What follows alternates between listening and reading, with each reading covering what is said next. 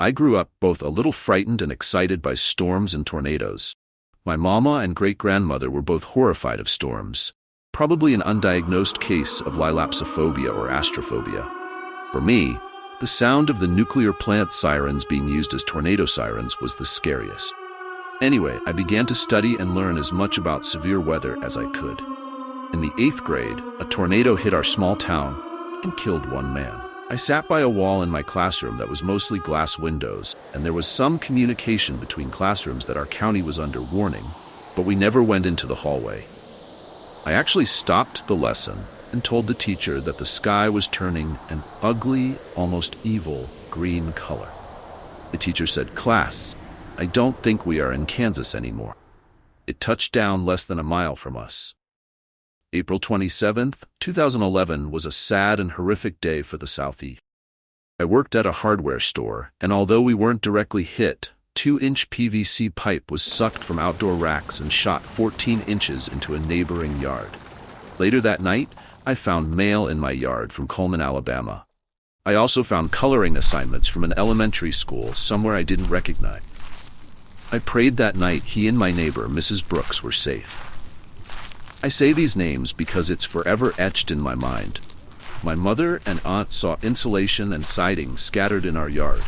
We remember 2x4s flying high up in the sky like helicopters. We were blessed and spared that day. Fast forward almost 9 years, I was visiting a friend's house for an Easter cookout. I was well aware of threat of the storms going into the night.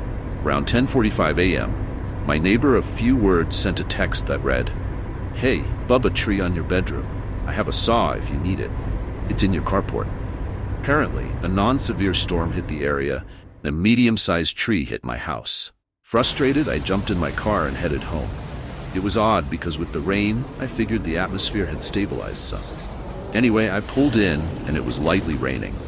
My neighbor, wearing a pink bathrobe, nodded towards the carport. In a manner that said, "It's right there," I waved and said, "Thanks," and that I'd return it in the morning. He nonchalantly raised his beer and nodded. I unlocked the door, grabbed a hoodie, and turned the lights on, and went to assess the damage with the saw in hand. It was roughly 11:30 a.m. as I got to the tree. I realized my pink-robed sporting neighbor had put his ladder up for me, right where I needed it. So I primed and fired up the saw and went halfway up the ladder to get the heaviest part off the roof. The rain had picked up and I began cutting, my mind thinking about how to cover the roof. I had forgotten the weather. As I argued in my mind, almost in a trance, about the quickest and easiest way to get this done, it was like someone snapped their fingers in my face.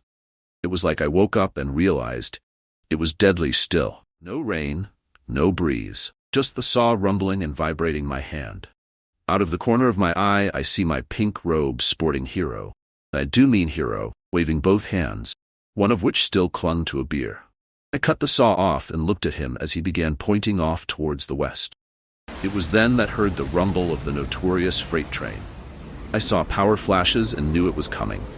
I dropped the saw, which stuck straight up in the ground, and gracefully slid down the ladder, which I am a grizzly bear of a man at 285 pounds with the height 5'7" and heart of a teddy bear.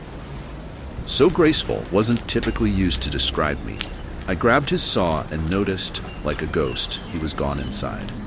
I rounded the carport and flung open the door, and just like I would any other day, kind of flung it behind my back to close it with 3 fingers, only to have it meet the wind and come back on me.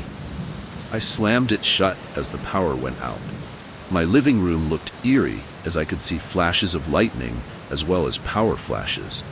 I jumped into a half bath that was right inside the door and slammed the door and laid down and covered my head and prayed for forgiveness and for my family.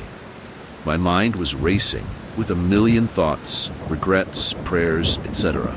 But I still noticed the pressure change and could feel air from under the door as it blew in towards me, then sucked back out of the room. I heard things slamming my house, then the sheetrock overhead fell down, and it sounded like my roof lifted and came back down.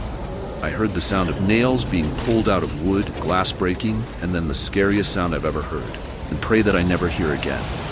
It was a groan, a moaning, and I can only describe it as evil. It caused me to shake head to toe.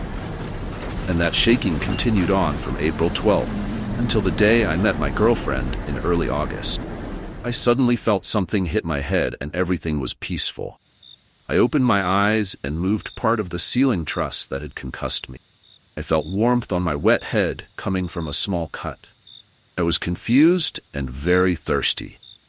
I walked into the kitchen, kicking debris out of the way, and got an undisturbed glass from my counter and chugged a full glass of water. It came back to me slowly as I stared into the darkness of my living room, where I could see the moon peeking through the clouds through the holes in my ceiling, and even then it felt unreal.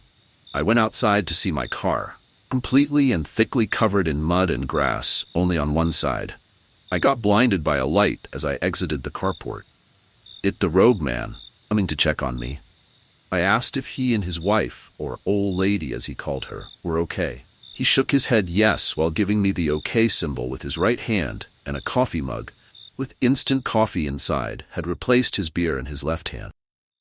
I stood there and tears poured down my face, not from the dislocated shoulder or pounding headache from the concussion, but from the thankfulness I felt for him, for the saw, and for standing outside to warn me. He opened his arms and I hugged that man so hard he tapped my shoulder because I was squeezing him. We were blessed that day because aside from a few injuries, no fatalities were reported from my town. As for my shaking, it continued, along with occasional nightmares, until that following August, until my 9. I met my girlfriend. She noticed the shaking and understood why it was happening. But like a miracle, she took it away from me. Now the only time I shake is because I still get butterflies every time I see her come through the door. Be safe, folks, be weather aware, and never judge a man in a pink bathrobe. It was spring, 1983. I was visiting my parents, 7 miles southeast of Parker, Colorado, while my husband, USMC, was overseas. My baby was asleep in a west-facing bedroom. Mom and Dad had gone shopping, and I thought the storm clouds in the west looked like they might bring hail. I went out to cover the baby vegetable plants in my mother's garden, on the hillside about 100 yards south of the house. Every time I glanced at the storm, I was alarmed by how much bigger it had become and how quickly it was approaching. With the last of the vegetables covered, I stood on the hillside, wondering why there was so much noise coming from the entire western sky. Then I saw the reason for the buzzsaw noise. The storm was raging up the hill, from the southwest corner of my parents' 5-acre lot, directly toward me.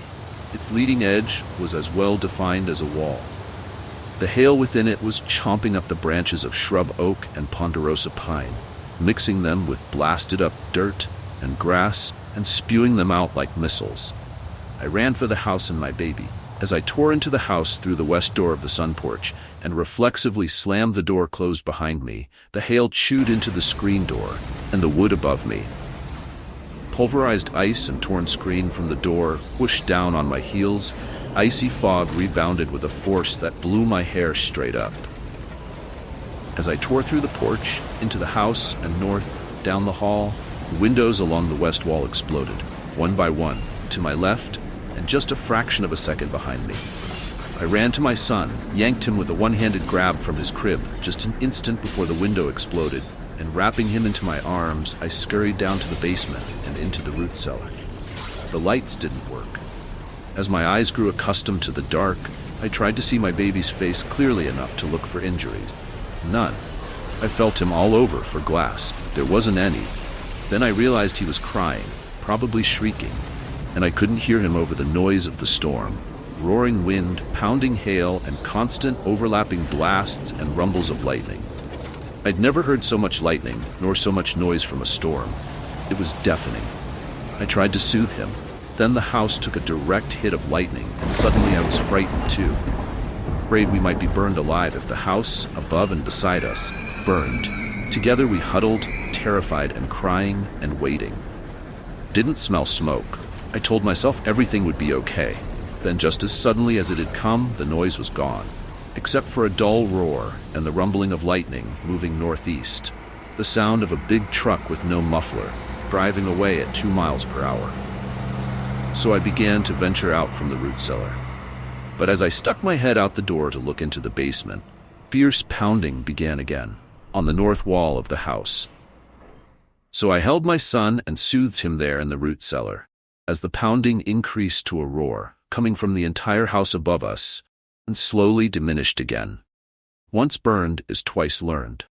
I stayed in the cellar waiting for the storm to circle back yet again. When I couldn't hear it anymore, I finally left the basement. I listened to the battery-operated radio. No report of storms. Called KOA News to find out whether more storms were expected. They hadn't seen any storms on their maps and clearly thought me demented. I called my brother who lived nearby. He and his family had taken shelter from the storm in a spec home he was building. They huddled in two groups in the southwest and southeast corners of the building and fearfully watched the 30-foot south wall of the home's family room stretching out between them, flex and wobble with the blast of the storm. It had held. They were okay. My parents came home. They had seen piles of hail and debris on the roads. They hadn't seen the storm. My brother and his family headed for home and found that there was so much hail in the Pinery, a subdivision south of Parker, that snow plows had to be called out to remove the hail. Cars and even pickup trucks like his couldn't get through. It was still 12 inches deep when the plows finally arrived. The shingles were nearly gone off my parents' house. Siding had been hammered and splintered. All the north and west windows were broken, and the screens ripped to shreds. Trees in their windbreak had no small branches or bark left, just bare wood on the north and west sides of their trunks and larger branches. But my dad had built the house with 3/4-inch plywood, where only 1/2 inch was required, and no hail penetrated it. Our neighbors to the north reported hail went through their roof and embedded in their hardwood floor. My car, parked outside, was bent and hammered mercilessly, yet all the glass survived, while the rear end of the same neighbor's car was hammered only lightly, as it was inside their garage, and the hail had only come in through the windows of the garage door. But both taillights and the back window were broken out. 2 weeks later, if I recall correctly, KOA, the local radio station, acknowledged with chagrin that they had missed the storm entirely. It had been so dense with hail that it showed up on radar as solid, just like the Earth itself. It wasn't until one of their staff tried to make an unrelated insurance claim and was told that every available claims adjuster in the entire United States was busy with a natural disaster in Parker, Colorado, that KOA and the rest of the country became aware of the storm.